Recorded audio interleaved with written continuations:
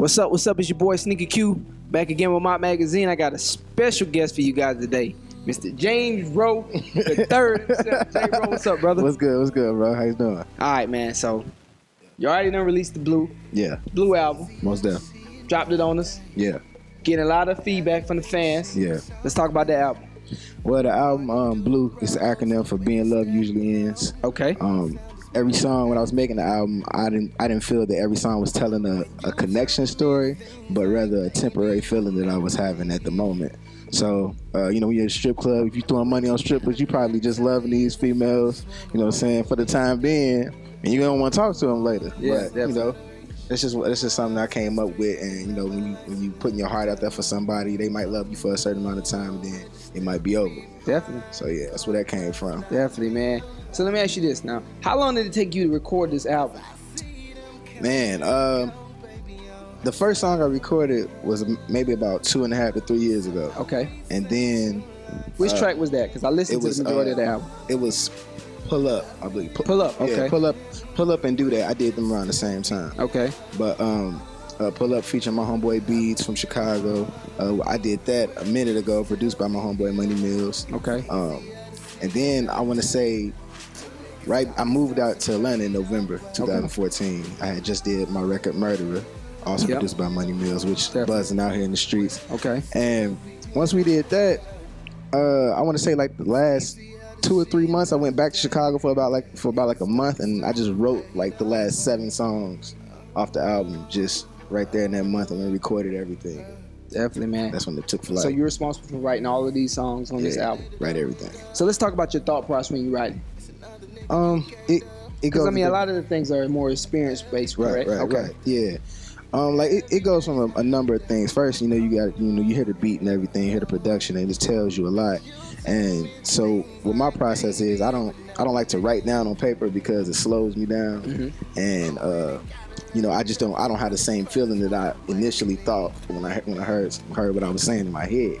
Yes. So what I do is that when I write, I might freestyle half a verse, and then let's say that verse over and over again for about 3 or 4 times until I embed it in my mind. Gotcha. You know what I'm saying? So I just took life experiences that I've been through, that I know some of my homies been through, some of my homegirls been through, and I put it in the record and come up with a collage of songs.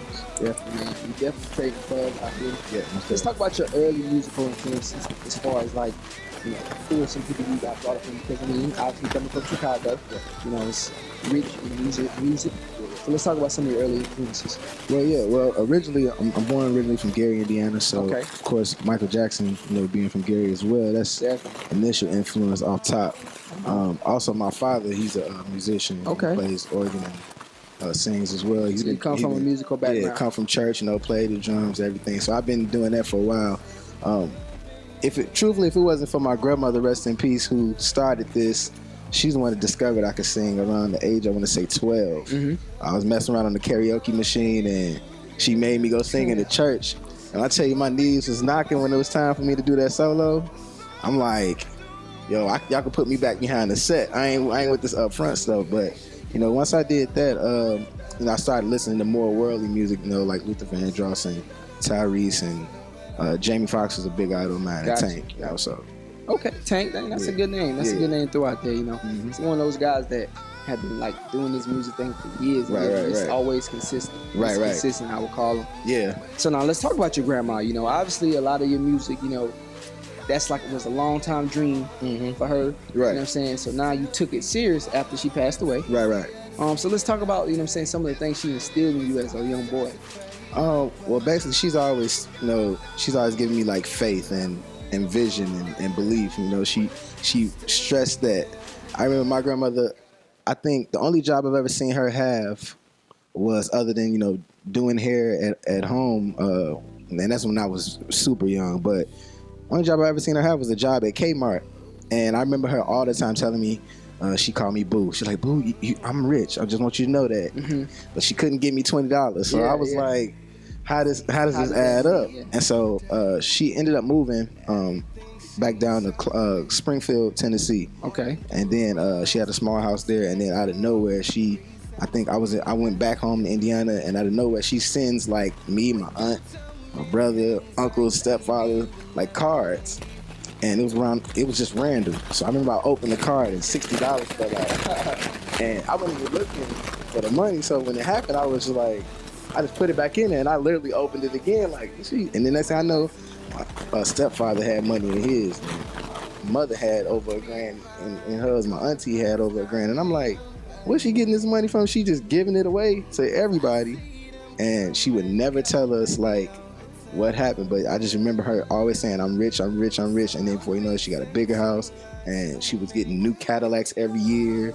And it was like you was watching blessings happen right in front of you, so you can't help but to believe, in hard work and faith, and just keep believing in God. That's the main thing. Church is first. Definitely, man. So pretty much she instilled in you that hard work. Right. You know what I'm saying? That stay grounded and stay motivated and kind of push towards your dreams. Right. So kind of like, I would say this though. With that being said, how do you think that she's smiling down on you right now just because of the music you're putting out, the different things you've done over the course of your career? Right. Most definitely. One thing that did happen, not a lot of people even know. I don't even think a lot of people in my family know. But when my grandmother, she died of cancer.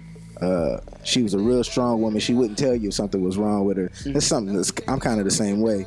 But she told us when she had stage 4 cancer. So we kind of just found out, and then she was gone like that.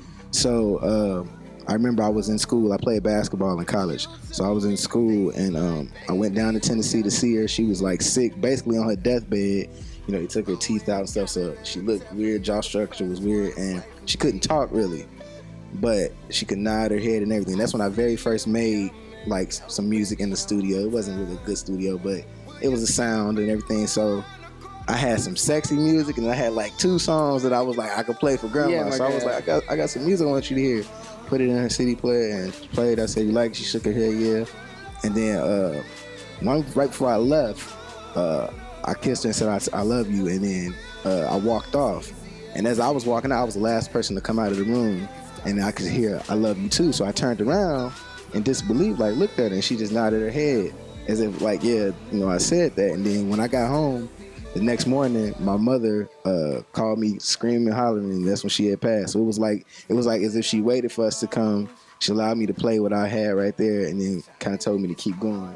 You know what I'm saying? So that's what I remember every time. That's all you remember. Yep. And I think that's why you said, like I know, like in your bio sketch, you talked about that's when you decided to take it serious. Yeah, because I was playing basketball. Like hooping was my number one thing. Like where'd you play ball at? I played at Blackhawk College, a junior college out in Moline, Illinois. Okay. And coming from Indiana, that's all we did. I got homeboys that's on Chicago Bulls right now that I used to play with. So that was our main thing. So for me to stop that and just to like start writing and not stopping, that was like a blessing right there. Definitely, man. So you've been at this music thing a lot for a long time. You recorded your first like album or mixtape at the age of 18. And so you're 25 now. Yeah, 25 now. So I mean, it's over 67 years now. Right. That you've been at it. Where do you see yourself? In the next 2-3 years as far as music? Well, right now we're working independently right now. So I'm just trying to just keep putting out, content, that's going to be relatable to people, and people can, play in a few years. I don't want them to just be done with it after a couple months. I want them to keep playing it and going back to it. Like people still hit me up about my first album all the time. So, I just want to, just keep growing. You know what I'm saying? And working with people, networking with people. I'm all about that. And if it's a slow and steady race or a quick race, I'm up for whatever. Definitely, man. Yeah. Definitely, man. We wish you the best of luck, man. I remember you performing down at the CIAA tournament.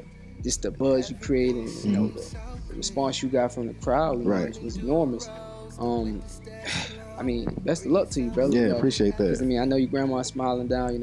I can always think back to just different situations where where people draw motivation from. You know what I'm saying? And I know, like deep down inside, you like, grandma be proud. Right. The song, that kind of keeps you going and keeps you motivated. Because with music, when you've been doing it for so long, sometimes you're like, man, like, why haven't I caught my big break yet? Right. Exactly. Why hasn't things come a little sooner? Right. But like you said, things take your time, and just stay steadfast because grandma is definitely watching. What I need you to do right now, I want you to tell us where we can find your music from. Obviously, please push and where they can find the B.L.U.E album, man. Right. And everything, all your social media handle. Okay, yeah. Like I said, my name is Jrowe. You can follow me on Instagram at Jrowe_singer. That's JROWE_SINGER. My album B.L.U.E is on Google Play, Spotify, Apple Music. If you need it for free, it's on Spinrilla. So it's everywhere. It's no excuse not to have it. If you want to support me and purchase it, you can do that. But if you just need to hear it and you don't like to buy albums, I'll put it out there for free too. So let you know that I don't do this just for the money. I rather put it out there, and I get satisfaction when people telling me, man, you motivation, and man, this is something I was going through, or something I needed. So I do this for the people. You know what I'm saying? Definitely, man, definitely. Well, look, you sent me the album last night. I got through the first 6 or 7 songs. And I love it, man. Yeah, appreciate I love it. So, keep doing what you're doing, man. Stay grounded, man. Most definitely. Stay motivated. Right. And keep making grandma proud, man. We wish you the best of luck here at My Magazine. Yeah, man. Y'all doing work here. Appreciate it, man. We definitely doing work, man. Well, look, it's your boy Sneaky Q. Got the homie Jrowe. Yeah. Until next time, man. Peace.